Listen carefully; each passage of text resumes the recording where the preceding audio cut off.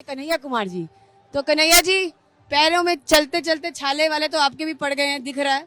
सब छाले खत्म हो गए अब पैरों को आदत हो गई है चलने की। पैरों को आदत हो गई है चलने की। अच्छा, ये जो पूरा काफिला जब कन्याकुमारी से चला और अब जो केरल के सेंटर केरल में पहुंचा हुआ है, कोच्चि में, उसको आप कैसे देखते हैं? हाउ वाज, जो आपका एक्सपीरियंस कैसा रहा? जो ये पूरी यात्रा आपकी कन्याकुमारी से आप चले थे, मैंने आपको डांस करते हुए, नाचते गाते सब हिसाब से देखा है।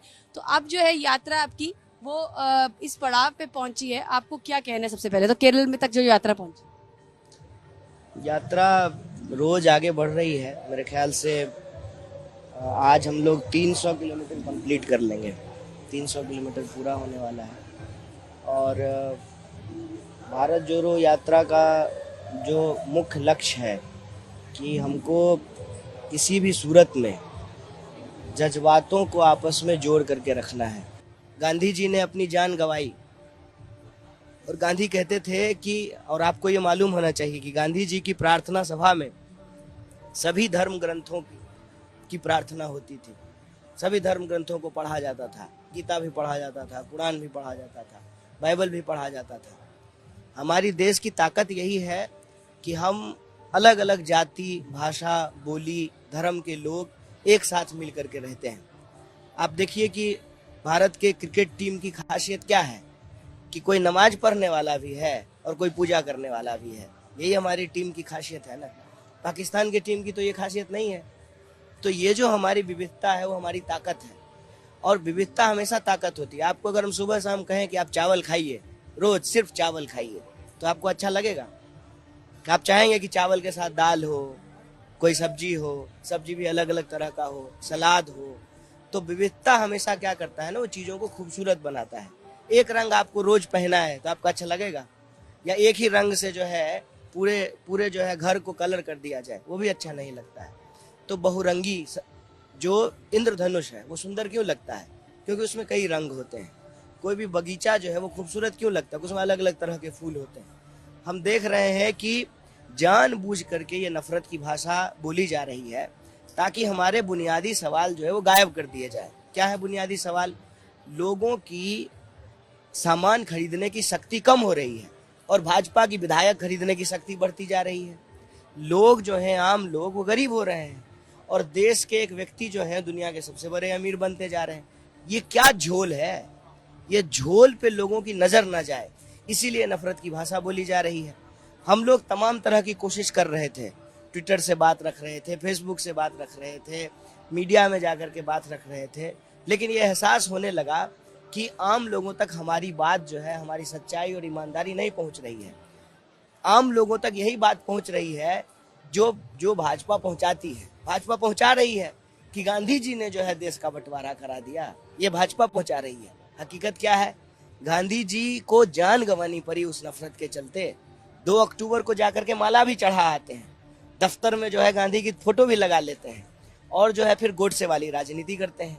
तो ये जो परिस्थिति है उसमें हम गांव-गांव घूम रहे हैं, सड़कों पे, गलियों से गुजर रहे हैं, और आम लोगों को देख करके, जो मैं एक बहुत इंपॉर्टेंट बात आपको बता रहा हूँ, निराशा जो कहीं ना कहीं किसी के भी मन में पैदा हो जाता है देश की परिस्थिति को देख करके, वो निराशा खत्म हो रहा है। और हमको लग रहा है कि भारत जोड़ो यात्रा अपने सही मायने मतलब को प्राप्त कर रहा है। जैसे कल हम लोग जो है केरल का पारंपरिक खाना खा रहे थे।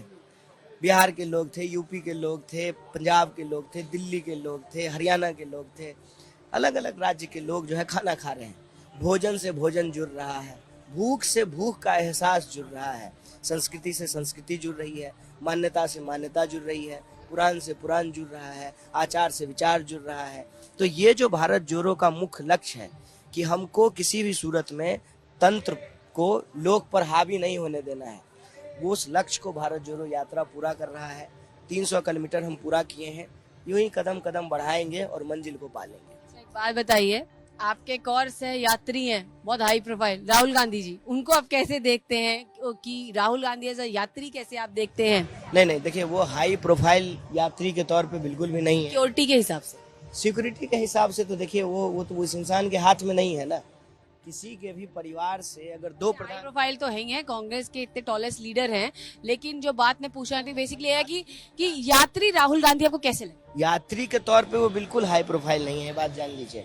वो जो है जब फ्लैग होस्टिंग होता है तब भी कई बार आते हैं, ठीक है, और सामान्य यात्री भी कई बार नहीं आ पाता है, लेट हो गया, पानी खत्म हो गया, वॉशरूम में लाइन लगा हुआ है। और रात को तकरीबन हर दिन ही, हर रात जो है, जितने दिन की हमारी यात्रा है, वो सामान्य यात्रियों के साथ आते हैं, बैठ करके नॉर्मल चर्चा करते हैं। तो बतौर यात्री तो बिल्कुल सामान्य है। सिक्योरिटी की बात है, बिल्कुल है, उनको कॉर्डन करके चलना पड़ता है। क्यों चलना पड़ता है? क्योंकि आप जानते हैं कि उनके घर से 2 प्रधानमंत्री की जो है शहादत हो चुकी है। तो ऐसी परिस्थिति में जो है वो उनकी सुरक्षा का मामला है। लेकिन फिर भी जितने सामान्य तौर पे उन लोगों से मिल पा रहे हैं, शायद उनके लिए भी ये संभव नहीं था। कोई भी बच्चा है, कोई महिला है, कोई लड़का है, कोई बुजुर्ग हैं, वो बहुत आसानी से जा करके उनसे मिल पाते हैं, अपनी बात रख पाते हैं। सभी धर्म के लोग, सभी उम्र के लोग और सभी लिंग के लोग, महिला भी पुरुष भी, उनसे बहुत आसानी से मिल पाते हैं। बतौर यात्री वो बिल्कुल सामान्य तौर पर रहते हैं, सामान्य तरीके से जो है उनका भी व्यवहार रहता है। लेकिन चूंकि उनके साथ, उनके परिवार के साथ देश ने जो है ये दुर्घटना देखी है, तो सुरक्षा के चलते जो है कुछ पाबंदियां होती हैं। इसके साथ साथ जो सिचुएशन है वो ये है कि आपने कहा कि सामान्य यात्री की तरह है, लेकिन दूसरी तरफ दूसरी पार्टी कंटिन्यूसली ताबड़तोड़ हमले पे हमला बोले जा रही है। उसके पास कुछ बचा है? जो लोग अपना नैतिक बल खो देते हैं ना, कहते हैं, दिनकर हमारे यहाँ के राष्ट्र कवि हुए, कांग्रेस के जो है सांसद भी थे वो, तो दिनकर जी कहते हैं कि जब नाश मनुज पर छाता है, पहले विवेक मर जाता है। इनका विवेक शून्य हो चुका है। ये बच्चियों के जो है, बच्चियों में वोट देख रहे हैं। बताइए, अभी तो उसको वोट देने में 15 साल है। 15 साल के बाद जो है देश की हालत क्या होगी, वो कौन सा राजनीतिक दल को जो है अपना समर्थन देंगे। ये तो बच्चे हैं।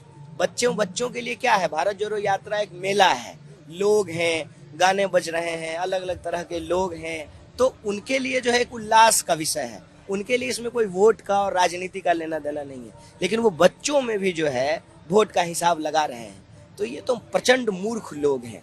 इनके किसी भी आरोप को आप देख लीजिए, उसमें कोई तर्क नहीं है। एक और आरोप भी अब लगा रहे हैं कि साउथ में तो कांग्रेस का होल्ड है, इसलिए इतने लोग आ रहे हैं, नॉर्थ में तो ग्रास इतना रूट नहीं है, तो देखेंगे वहां पे। तो इस पे आपको क्या कहना है? तो अभी बीच में बोलते हैं कि केरल से इतने दिन क्यों लगा रहे हैं, उत्तर प्रदेश में क्यों नहीं लगाया, बिहार आपके राज्य में तो बोल रहे हैं कि गए नहीं है। तो ये सब जो क्रिटिसिज्म आ रहा है उसको कैसे देखते हैं? देखिए, ये प्रधानमंत्री इतिहास में फेल हो गए थे, ये मैं ऑन रिकॉर्ड बोल रहा हूँ।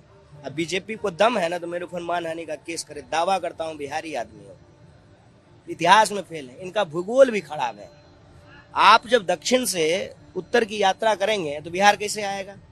जब आप पूरब से पश्चिम की यात्रा करेंगे या पश्चिम से पूरब की यात्रा, पढ़ते तब ना, पढ़े तो है नहीं। ये सब जो है ना लफंटर है।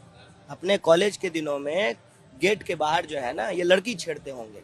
तो इनको ना पढ़ाई लिखाई से कोई मतलब नहीं है। अगर ये पढ़े होते तो इनको मालूम होता कि देश की ज्योग्राफी क्या है। हम ज्योग्राफी का स्टूडेंट हैं, मेरा ग्रेजुएशन जो है ज्योग्राफी में है। मैं आपको बता रहा हूँ, भारत का नक्शा जब आप बनाएंगे तो जब आप पश्चिम से पूरब की यात्रा करेंगे तो बिहार आएगा, उत्तर प्रदेश आएगा, बंगाल आएगा, सारे जो है 7 सिस्टर्स जो हैं वो आएंगे, गुजरात आएगा। लेकिन जब आप दक्षिण से उत्तर की यात्रा करेंगे तो कहाँ से बिहार आएगा? बीच में कोई जिगजैग यात्रा तो नहीं हो सकती है, एक सीधी लाइन में ही यात्रा करेंगे। और ये कह रहे हैं कि दक्षिण में इनका होल्ड है। तमिलनाडु में 50 साल से कांग्रेस सरकार में नहीं है, और कई दशकों के बाद केरल में भी ऐसा हुआ है कि लेफ्ट गवर्नमेंट जो है वो रिपीट की है। केरल में भी हमारी सरकार नहीं है। तो तमिलनाडु में जो है अलायंस की क्योंकि गवर्नमेंट है, केरल में हमारी सरकार नहीं है, कर्नाटक में भाजपा की सरकार है, तेलंगाना आंध्रा में हमारी सरकार नहीं है। मैं आपको रूट बताता हूँ, मुझे मैप याद है, मैं ज्योग्राफी का स्टूडेंट रहा हूँ।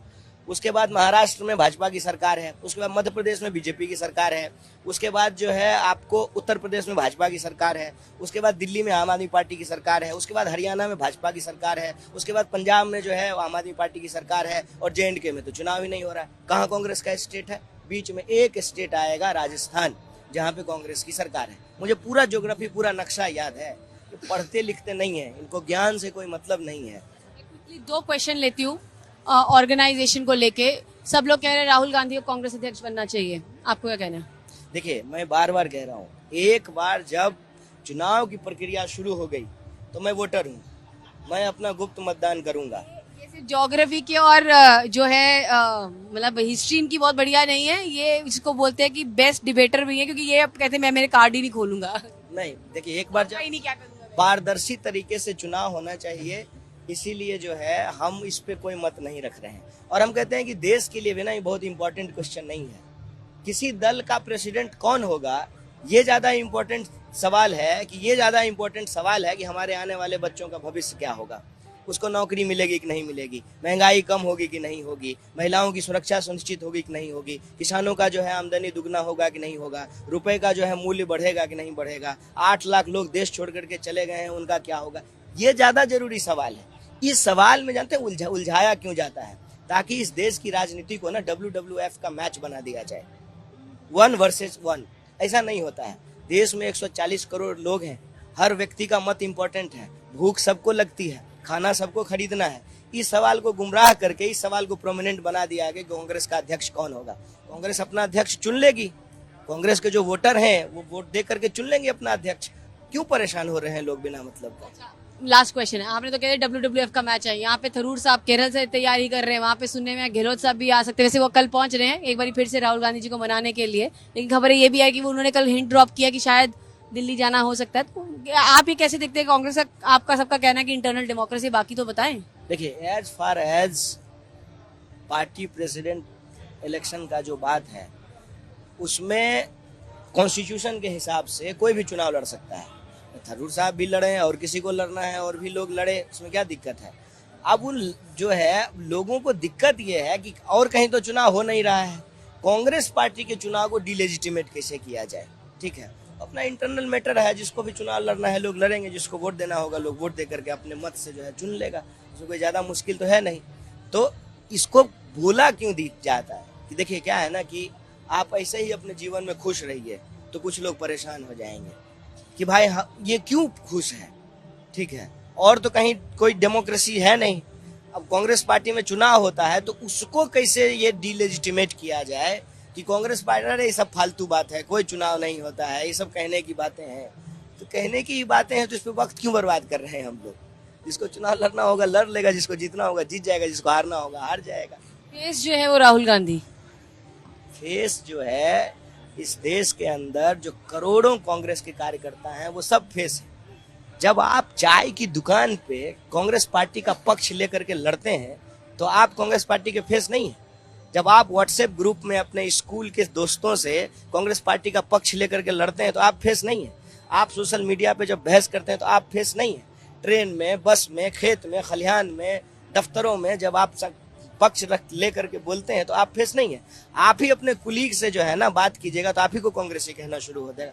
हर वो कार्यकर्ता, कांग्रेस का करोड़ों कार्यकर्ता जो आज इस मुश्किल घड़ी में कांग्रेस का पतवार थामे हुए है, कांग्रेस की नैया पे सवार है, वो सब कांग्रेस का फेस है। क्या कह रहे हैं, यही बात राहुल गांधी भी कह रहे हैं, आइडियोलॉजी सुप्रीम, हमें हमारी आइडियोलॉजी को पुश करना है। जब पिछली बारी हमारी उनसे प्रेस कॉन्फ्रेंस में ऑन रिकॉर्ड ऑफ रिकॉर्ड जब भी बातें हुई है तो कहीं ना कहीं उनके दिमाग में क्लैरिटी बहुत ज्यादा है कि कांग्रेस की लड़ाई सबको एक साथ लड़नी है, और वो अभी से नहीं बहुत पहले से कहते आए हैं कि पार्टी इज सुप्रीम, और वो भी एक पार्टी के कार्यकर्ता के तौर पे ही है। जो भी यहाँ पर कन्हैया जी बता रहे हैं वही बात थी कि हमने भी जब जितने लोगों से बात करा कि राहुल गांधी एज अ यात्री, तो वो बोल रहे कि बहुत ही सिंपल, डाउन टू अर्थ, एक आम सामान्य से इंसान की तरह ही रह रहे हैं। देखिए, बाहर जब रोड पे होते हैं तो सुरक्षा का मसला है। मैंने कहा आपको, 2 प्रधानमंत्री की जान चली जाना कोई मामूली बात नहीं है। दुनिया में बिरले ही ऐसा कोई देश होगा जहां ऐसी घटना हुई हो। ये बड़ी दुर्भाग्य की बात है, हमारे देश में हुआ। तो सुरक्षा का मामला होता है बाहर में। बाकी कैंप के भीतर ना आप किसी भी यात्री से पूछ लीजिए, हर किसी को मिलने का अवसर है, हर कोई उनके साथ वॉक करता है, हर कोई उनके साथ बातचीत करता है, खाना खाने के लिए जो है आम यात्रियों के बीच में आते हैं। तो बतौर यात्री वो बहुत सामान्य। जैसे क्रिकेट में होता है कि बहुत बड़े बड़े नामची जो प्लेयर्स होते हैं वो अगर कैप्टन नहीं बनते तो बहुत ज्यादा अच्छा परफॉर्म करते हैं, क्योंकि वो फिर औपचारिकताएं निभाते हैं। तो आपको लगता है कि अगर राहुल गांधी नहीं बनते तो कहीं ना कहीं वो बहुत और ज्यादा बेहतरीन से परफॉर्म करेंगे और ज्यादा जमीन पे उतर के लोगों से मिले? देखिए, मैंने हम कई बार जो है चीजों को समझाने के लिए उदाहरण का इस्तेमाल करते हैं। मैंने भी जो है क्रिकेट का एग्जाम्पल दिया लेकिन राजनीति का जहाँ तक सवाल है ना जो है ये गणित है, ना ये केमिस्ट्री है, ना क्रिकेट है। राजनीति अपने आप में पूरी तरह से एक अलग विधा है और मेरे ख्याल से जिम्मेदारी लेकर के काम करना भी उतना ही चुनौतीपूर्ण है जितना है कि आप बिना पोस्ट लिए काम करते हैं। मैंने कहा कि कांग्रेस का जो सपोर्टर है, मुझे बताइए, वो तो उसको तो कुछ नहीं है, कोई पोस्ट नहीं है, मेंबर भी नहीं है, लेकिन वो किसी पार्टी में भी होता है ना तो लोग उससे ऐसे उससे बात करते हैं, अरे तुम्हारी पार्टी ने देखो ये कर दिया है, ऐसा लगता है जैसे वही छत्तीसगढ़ का मुख्यमंत्री हो। तो दोनों ही परिस्थिति में राजनीतिक कार्यकर्ता के लिए एक राजनीतिक जीवन जीना बहुत चुनौतीपूर्ण होता है। तब ये और चुनौतीपूर्ण हो जाता है जब समाज में नेता मतलब गाली। तो ऐसी परिस्थिति में कोई पॉलिटिकल ओपिनियन रखना बहुत मुश्किल काम हो गया है और आज तो पॉलिटिकल ओपिनियन रखने के चलते लोगों को जेल में रहना पड़ता है। तो वो अध्यक्ष बन करके काम करें, अध्यक्ष बिना बने काम करें, ये एक चुनौतीपूर्ण चीज है और मुझे लगता है कि उनका सड़क पे होना, लोगों के हक और लोगों के हक हुक के लिए जो है मुखर होकर के बोलना, लड़ना, ये ज्यादा जरूरी है।